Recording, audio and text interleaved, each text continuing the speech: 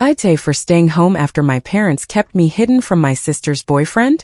I'm Olivia, 33, and in my family, I'm the daughter everyone calls difficult when what they really mean is I ask follow-up questions. My older sister, Madison, is 36 and has always been the polished one. She's the one my parents smile about in Christmas letters. I'm the one who keeps backup phone chargers in every junk drawer, because family dinners usually end with me leaving early and needing a quiet drive home. Nobody in my family ever officially disowned me. That would have required honesty, and honesty has never been our family brand. They did something slipperier. They invited me when they needed a witness, a helper, a ride, an extra pair of hands, or someone they could blame later. If Madison forgot my birthday, my mom Diane told me not to keep score. If Madison ruined plans, my dad Robert said she was under pressure. If I corrected a lie, everyone suddenly became very interested in my tone. My mother had a talent for lighting a match and then asking why I smelled like smoke.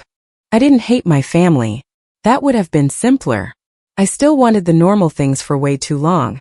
A chair at the table, a picture I wasn't cropped out of. A mother who didn't make my honesty sound like a personality disorder. I wanted to be treated like a regular daughter instead of a problem they had to manage. In my family, Madison's tears were evidence. Mine were attitude. The dinner started, as most family nonsense does now, in a group chat. Our family chat is called Family Updates, which is funny because half the updates are just my mother controlling the story before anyone can ask questions. My cousins send baby photos, Aunt Laura sends recipes, my dad sends thumbs up emojis 3 hours too late, and my mom uses it like a press office. One Tuesday afternoon, Aunt Laura texted, "Are we still doing lemon bars? Or did Madison want the bakery cake?" A cousin replied, "I'm bringing wine." Another wrote, "Diane, do you need extra chairs?" I stared at my phone while standing in my kitchen, one sock on, one sock off, holding a cold cup of coffee I had reheated twice and still forgotten to drink. I typed, "What dinner?" The chat went still. Not normal still. Not everyone is busy still. The kind of still where you can almost hear people turning their phones face down. A minute later, my mom called me. That was how I knew it was bad. Diane loved texting when she wanted a written record of herself being generous. She called when she wanted plausible deniability. I answered and said, "So what dinner?" She sighed like I had already ruined it by noticing. "Olivia, don't start. I'm asking a question. You always say that right before things get tense." Things are tense because I just found out through lemon bars that there's a family dinner I wasn't told about. "It's just a small dinner," she said. "Madison is bringing Ethan to meet everyone properly." Everyone. There was a pause. "Close family," she said. I laughed once, not because it was funny, but because my body needed somewhere to put the insult. "I'm not close family now." "That is not what I said." "It's what you meant." My dad's voice came through faintly in the background, probably from across their kitchen. "Diane, just say it." My mom lowered her voice, which somehow made it worse. "Madison needs one peaceful night. Ethan comes from a very put-together family. This is important to her." I leaned against the counter and looked at the little crack in my phone case, the one I kept meaning to replace. "And I'm what? Not put together enough. You have a way of making people uncomfortable, Olivia." "By people, do you mean Madison?" "See? This is exactly what I'm talking about." Then my dad took the phone. He always did this when Mom had done the stabbing and needed him to hold the towel over the wound. "Liv," he said, already tired. "Just let your sister have one night." "It's already one night," I said. "You just want it quiet. Don't make this bigger than it needs to be. It was big when you excluded me. You only care now because I noticed." He exhaled. "Please. For once. Let it go." There it was. The family motto. Let it go, which always meant let Madison keep it. I did not yell. I did not cry. I did not ask why Madison deserved peace more than I deserved respect. I had asked those questions before, and all I ever got back was a lecture about my delivery. I said, "Enjoy dinner." Then I hung up. 20 minutes later, Madison texted me. "Please don't make this about you. You know how you come across." I looked at that message for a long time. There was a version of me from 10 years ago that would have written 3 paragraphs. That version would have explained that being excluded from your own family's dinner hurts. She would have asked why Madison was afraid of me if everything in her life was so perfect. She would have tried to prove she was not jealous, not dramatic, not the villain everyone had agreed she was. That version of me had been exhausted. I wrote back, "Enjoy dinner." Then I took a screenshot. I'd learned not to hand Madison a scene she could turn into a victim monologue. The dinner was on Friday. I knew because the group chat became active again around 5. Aunt Laura sent a photo of the bakery cake in a white cardboard box. My cousin Mark posted a picture of wine bottles on my parents' counter. Someone asked where to put coats. Mom replied with a string of heart emojis and then, "So happy to have everyone together tonight." I muted the chat and ordered noodles. I ate them on my couch in sweatpants with a true crime rerun playing low in the background. I told myself I was fine. I told myself this was better than sitting at their table, while everyone smiled around the reason I hadn't been wanted there. Then around 8:30 my mom posted photos. The dining table had cloth napkins, candles, and the good plates she pretended not to own unless there was company to impress. Madison was in a cream sweater, sitting close to Ethan, one hand placed lightly on his arm like she was posing for an engagement announcement that hadn't happened yet. My dad stood behind Ethan with a proud hand on his shoulder. Aunt Laura was smiling beside the cake. My cousins held wine glasses near the fireplace. The caption said, "Finally, the whole family together." I stared at those words until they stopped hurting and started becoming evidence. Whole family. Not almost whole. Not family night. Not Madison's special dinner. Whole family. The corner where I would have sat was visible in one picture. There was no empty chair, of course. My mother was too good at staging things for that. But I knew that corner. I knew the light fixture above it, the little scratch on the wall from the year my dad moved the buffet table by himself and refused help, the spot where I had sat through holidays pretending not to hear Diane praise Madison for things I had done. I did not comment. I saved every photo. The next morning the group chat was weirdly quiet. That was the first thing that made me pause. Normally, after a successful family event, Diane did a recap like she was writing a society column. "Wonderful evening. So proud of Madison. Ethan fits right in. Grateful for family." Madison would post a second photo dump. Aunt Laura would thank everyone again. My dad would send a single "great night" because he thought punctuation was too emotional. Nothing. At 10:14 a.m., Aunt Laura texted me privately, "Honey, are you okay?" I sat up in bed. That was the first time anyone had asked me that without sounding annoyed. I wrote, "I'm fine." "Why?" 3 dots appeared. Disappeared. Appeared again. Then she replied, "Just checking." That told me more than she probably meant to. I spent the weekend doing normal things while feeling like something was moving under the floorboards. I did laundry. I bought groceries. I ignored Madison's Instagram story of a vase of flowers with no caption. I did not call anyone. I did not text Ethan. I did not post anything vague online because I'm not 16 and also because I knew my mother would screenshot it, enlarge it in her mind, and call it an attack. By Monday evening, I had almost convinced myself I was being paranoid. Then someone started pounding on my front door. Not knocking. Pounding. My porch light flickered when I turned it on because of course it did. The neighbor's dog started barking like the drama had personally offended him. I looked through the peephole and saw my mother, my father, and Madison. Diane stood closest to the door in her long beige coat, arms crossed, face tight. Madison was behind her with red eyes and perfect hair, which was Madison's most dangerous setting. My dad stood off to the side, staring at my porch railing like it had answers he preferred to mine. I opened the door halfway. "Did someone die?" My mother's mouth tightened. "Don't be cruel.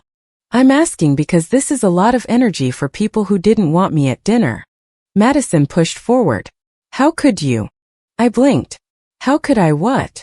"You know what you did," Diane snapped. "I really don't. I stayed home.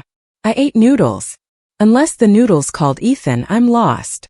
Madison's face twisted. "This isn't funny." "No," I said. "But I ruined a dinner I wasn't invited to? That's efficient even for me." My dad rubbed a hand over his forehead. "Olivia, just listen. I've been listening my whole life. Start explaining." Diane stepped closer. Ethan has questions now. There it was. Not something I did. Something Ethan heard. I looked at Madison. She looked away. Questions about what? I asked. About things you should have left buried, my mother said. I almost laughed again, but this time it came out colder. Buried things don't usually knock on my door. Madison wiped under one eye with her fingertip, careful not to smudge anything. You've always hated when I had something good. That's your opening argument? You couldn't stand that Ethan liked me. You had to poison it somehow. I have never spoken to Ethan. You didn't have to, she said. Your name did enough. My dad finally looked at me. He recognized it. Madison shot him a look. Dad. I turned fully toward him. Recognized it from where? Nobody answered. And just like that I knew. It was not the birthday Madison forgot. Not the holiday photo I got cropped out of. Not the time Diane told people I was too sensitive, after Madison made a joke about me being single at Thanksgiving. It was the shower money. Several years earlier, a family-adjacent celebration turned into a mess so quietly ugly that my mother had practically begged me not to name it. It was for a baby shower connected to one of Madison's friends through our extended family circle. Madison had volunteered to coordinate because she liked being the person everyone praised in advance. She collected shared money for the venue deposit, decorations, food, and a bakery order. Madison was good at collecting praise. She was less good at following through once the spotlight moved. Payments got delayed. The bakery order was never finalized. The venue deposit bounced because Madison had moved money around, and then insisted it was a bank issue. A few people outside the family had paid in and were suddenly being told there was no reservation, no cake, no refund timeline, and no clear answer. I found out because Madison called me crying from my parents' kitchen. Not apologizing. Crying. I can't handle everyone attacking me, she said. I remember standing in my hallway with my keys still in my hand, listening while my mom grabbed the phone and said, Olivia, please. Madison cannot handle more stress right now. What happened to the money? I asked. It's complicated, Diane said. That was another family word. Complicated meant simple but embarrassing. I drove over. Madison sat at the kitchen table with mascara under her eyes, my dad leaning against the counter, my mother pacing like a crisis manager. They showed me half the messages, then got angry when I asked for the rest. You're interrogating her, Mom said. I'm trying to understand who needs to be paid back, Madison whispered. Please just keep this quiet. And because I was still stupid enough to think love was something you earn by being useful, I helped. I emailed people. I apologized without explaining too much. I sent refunds through Venmo and Zelle, some from money Madison transferred late, some from my own savings because people were waiting and I could not stand the thought of strangers being dragged into our family's fog machine. The memos were plain. Refund. Sorry again. Shower balance. Deposit fix. One of the emails had the subject line refund for the shower deposit. I remembered a Claire being on that chain. Claire had been polite but stressed. She wrote that she appreciated someone finally being clear with her. Apparently, Claire was Ethan's younger sister. At Madison's perfect dinner, someone had made a joke about me being the dramatic one. I could picture it too clearly. A candlelit table, wine poured, my mother pretending my absence was a relief instead of an insult. Madison, trying to sound breezy, told Ethan I had always been difficult. Then she said I once nearly ruined a family celebration by mishandling money and making her clean up the mess. Ethan asked for my name. When Madison said Olivia, he froze. Then he said, Wait, Olivia? The same Olivia who refunded Claire. According to the pieces I got later, the table went so quiet someone could hear the ice maker in the kitchen. Madison tried to laugh. No, that must be a different Olivia. Ethan said. That's not the story I remember. My mother told him he was mixing up names. My dad said nothing.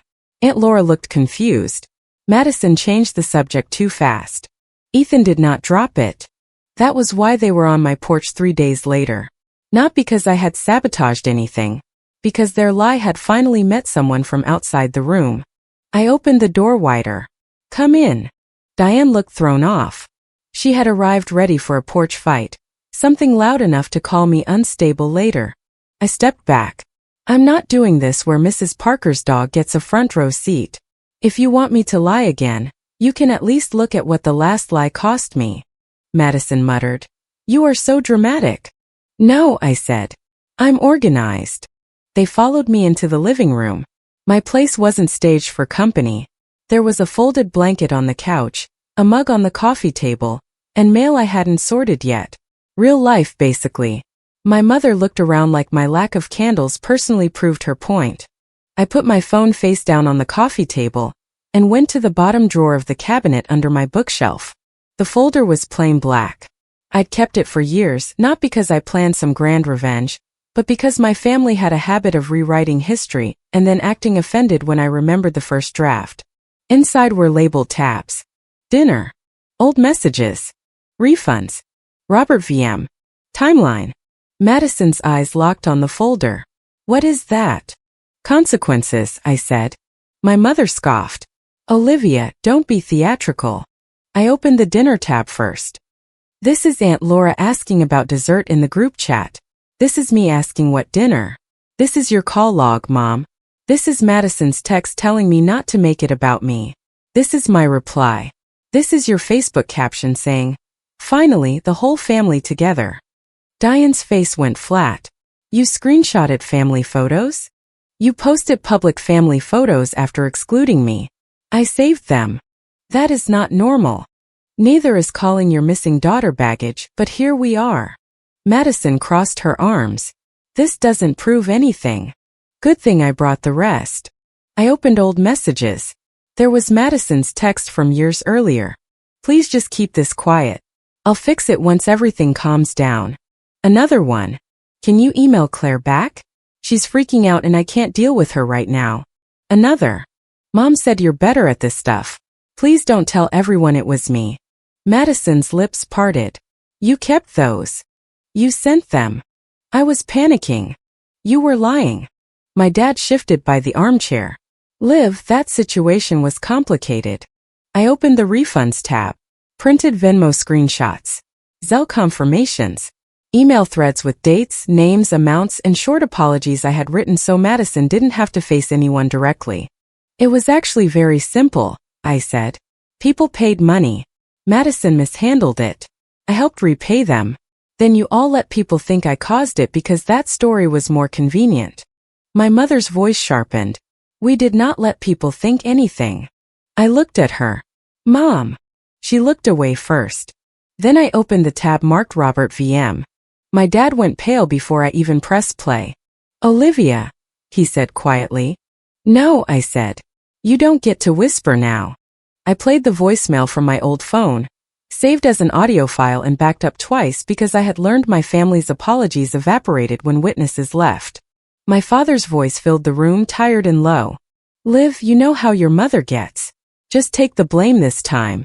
Madison's in a bad place and this will blow over faster if you don't push back. I know it's not fair, but it's family.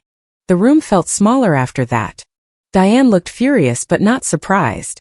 Madison looked like she wanted to cry again but couldn't decide whether it would help. My dad stared at the floor. I stopped the recording. You knew, I said to him. He swallowed. I was trying to keep peace. You were keeping a lie. Madison snapped. So what do you want? An award? You helped fine. You always act like helping makes you better than everyone. I felt something in me settle. Not calm exactly. More like a door closing. You came here to ask me to lie to Ethan, didn't you? No one answered quickly enough. Diane lifted her chin. You need to call him and explain that he misunderstood. There it is. He is confused and this is hurting your sister. Madison lied at dinner. Ethan recognized the lie. That is not confusion. Madison's eyes filled. Do you want me to lose him? I want him to know who he's choosing. You've always wanted to make me look bad. You did that without me. My dad stepped forward. Olivia, please. Just help us calm this down. I looked at all three of them standing in my living room like I was a broken appliance they had come to fix. Then I said, you didn't want me at the dinner because you were afraid I'd embarrass the family. Turns out the family did that without me. My mother's face changed. What are you doing? I picked up my phone. Olivia, Madison said, suddenly sharp. Don't. I had already prepared the timeline on Sunday night, not because I knew exactly what had happened but because I knew my family. If the silence after dinner meant trouble, I wanted the truth ready before they tried to drag me into another cleanup. I opened family updates. My hands were steady. That surprised me. I typed the title first. The dinner I wasn't invited to and the story you were told. Then I pasted the timeline. I kept it short. Dates. Screenshots. Messages. The Facebook caption. Madison's texts from years ago. Refund confirmations. The voicemail transcript. The email subject line with Claire's name partially covered, because I wasn't interested in dragging Ethan's sister into the family circus more than she already had been. To the end I wrote, I stayed quiet when I was excluded. I'm not staying quiet while you blame me for the consequences of your own lies. I will not call Ethan. I will not say he misunderstood. He asked fair questions because the story Madison told him was false. Then I hit send. For about 10 seconds nobody in my living room moved. Then phones started buzzing. First mine. Then Madison's. Then Diane's. Then Dad's. Family updates exploded. Cousin Mark wrote, hold on. Madison was the one who missed the deposit? Aunt Laura wrote, I thought Olivia was the one who caused that mess. My older uncle wrote, this should have been handled privately. Aunt Laura replied, it was made public when Olivia was publicly erased. One cousin just sent 3 question marks. Another wrote, Diane? Madison grabbed her phone with shaking hands. I can't believe you're all entertaining this. She typed out loud as she wrote it. She's doing exactly what she always does. I watched the message appear in the chat. Aunt Laura responded almost immediately. Diane, did you knowingly let everyone blame Olivia for something Madison did? My mother stared at her phone. She did not answer. Sometimes silence is a confession with better manners. My dad tried next. He wrote, there are details being taken out of context. Cousin Mark replied, what context makes take the blame this time better? My dad lowered his phone. Madison turned on me. You're destroying this family. No, I said. I'm done being the wall you hide the cracks behind. My mother pointed toward my phone. Delete it. No. You have no idea what you've done. I know exactly what I've done. I stopped protecting a lie that was never mine. Madison's voice cracked. Ethan says he needs space. That landed in the room heavy and real. For a second I felt the old pull. The automatic guilt. The part of me trained to believe Madison's pain was an emergency and mine was background noise. Then I remembered the dinner photos. Whole family. The careful candles. My mother's caption. My father's hand on Ethan's shoulder. Madison using my name as a punchline in a story she knew was backwards. I said, I'm not responsible for what honesty costs you. Madison looked at our parents like they might save her. My mother looked angry enough to shake. My father looked smaller than I had ever seen him. They left 10 minutes later, but not before Diane told me I would regret this. I said, only if I start lying again. She slammed the door hard enough to rattle the frame. The neighbor's dog barked once, like a period at the end of a sentence. The next few days were messy in the way family mess is always messy. Not one clean explosion but little aftershocks everywhere. A few relatives left the group chat. One cousin texted me privately, I'm sorry. I believed your mom because it was easier. I appreciated the honesty more than the apology, honestly. Another relative sent, you should have kept this offline. I replied, it was offline until they posted whole family, without me, and then came to my house demanding another lie. They did not respond. Madison texted me 4 times. Ethan won't answer me. Then, are you happy now? Then, you have always been jealous.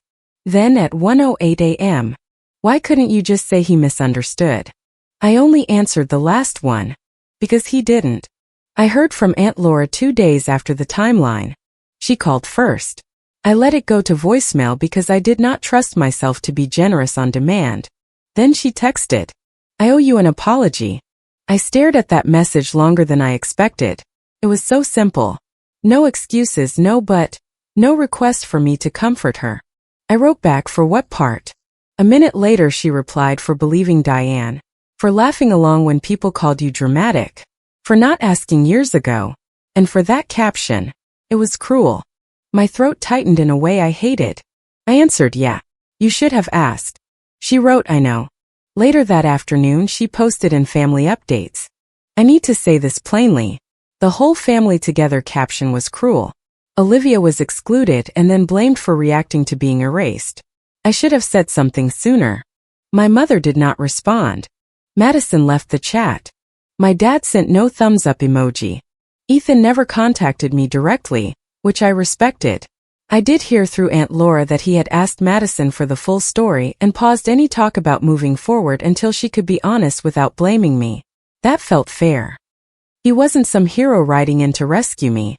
He was just someone who remembered a receipt and asked why everyone else was pretending not to see it. Honestly, that was enough. A week after the porch confrontation, my dad called. I watched his name light up on my screen and let it ring twice before answering. Hey Liv, he said. Hi. He was quiet for a moment. Your mother is very upset. I almost smiled. That's why you called? No. I mean yes, but not just that. I waited. He cleared his throat. I shouldn't have left that voicemail. I closed my eyes. That's what you're sorry for? Leaving evidence. Another silence. No, he said quieter. For asking you to take the blame. It wasn't enough. Not after years of him choosing the easiest version of events and calling it peace. But it was the first time he had said the shape of the truth out loud. I'm not accepting an apology that comes with a request, I said. I wasn't. Dad. He stopped. I said, I am not calling Ethan. I am not apologizing to Madison for telling the truth. I am not attending family gatherings where I'm invited, only when someone needs emotional cleanup. And I am never taking blame for Madison again. He breathed out slowly. Your mother thinks you're being harsh. Mom can think whatever helps her sleep. Liv. If any of you keep telling people I ruined Madison's relationship, I'll send them the full timeline. Not the polite version. The full one. That was the first time I heard my father fully understand me. He said, okay. Just that. Okay. Madison blocked me after that, which was probably the healthiest decision she had made in years. Diane sent one long text about betrayal, family loyalty, and how I had chosen public humiliation over love. I did not answer most of it. I only replied, I won't rewrite the truth so you can keep selling the lie. Then I muted her.